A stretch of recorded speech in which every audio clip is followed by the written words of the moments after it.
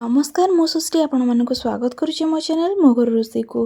आज मुझे आपण मान सहित मक्का पकोड़ा रेसिपी शेयर करने जाऊँगी जोटा कि इजिली बहुत कम समय मध्य बनीजा सहित खाइबा बहुत भल लगी था।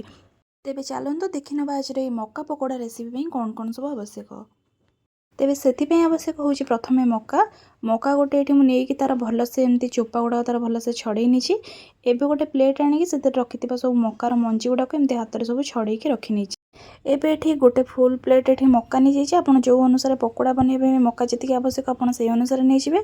एठी किछि नहीं रेड चिली पाउडर किछि जीरा पाउडर ता सहित एठी हाफ चमच नहीं जाइए धनिया पाउडर आ गोटे चमच हल्दी पाउडर भी नहीं जाए। एठी नहीं स्वाद अनुसार लुण किछि बेसन किछि एठी कॉर्नफ्लोर नहीं जाइए ता सहित किछि कटा कंचा लंका नहीं जाइए आउ किछि छाणीबा पई किछि तेल।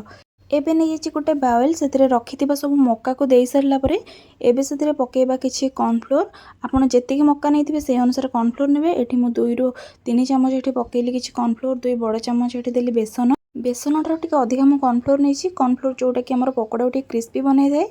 ता सहित एबे देली से किछि लुण एठी किछि कटा कंचा लंका गोटे चमच रेड चिली पाउडर गोटे चमच धनिया पाउडर और गोटे चमच एठी जीरा पाउडर दे दीची से सब को भल से दे सारा पर एबे से पकेबा जति आवश्यक पानी।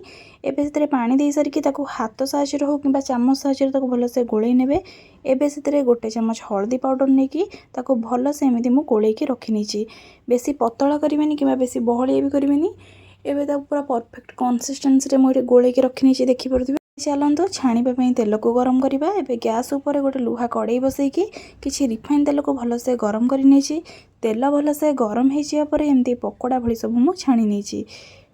तेबले पकोड़ा बनइबे से समय रे फ्लेम को सब मीडियम फ्लेम रे रखिबे। हाई फ्लेम रे रखिबा द्वारा पकोड़ार ऊपर पोड़ी ता सहित भीतर से भल से हेई नथिबो से मीडियम फ्लेम रे रखिकी भल से मु दुई पट साइड गोल्डन ब्राउन कलर है पर्यंत भल से छाणी नहीं हो गोटे छणा साहाय्य मु बाहरी कर नहीं।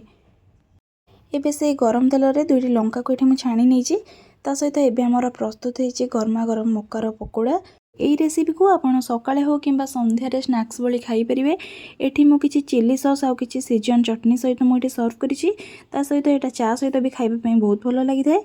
केबे थरे आपण माने एही उपाय रे घरे मक्कार पकोड़ा रेसिपी को निश्चिंत रूप से प्रस्तुत करंतु। मते कमेंट सेक्शन रे जणैबे आजिर ए मक्का पकोड़ा रेसिपीटी आपण मानकु केमिति लागिला। भिडियोटी भल लगी मो भिडियो को लाइक करने सहित मो चैनल को सब्सक्राइब करेंगे। आउ एमिति नुआ नुआ रेसिपी वीडियो नोटिफिकेशन सबुठ प्रथमे पाइबापी हेले मो चैनल बेल आइकन को निश्चित रूप से प्रेस करूँ। ता सहित आपण मैंने यही रेसिपीर वीडियो को आपण मान फ्रेंड्स मान सहित हो कि रिलेटिव मान सहित शेयर करें। तेबे से रोचे देखा गोटे नुआ वीडियो नुआ रेसिपी सहित।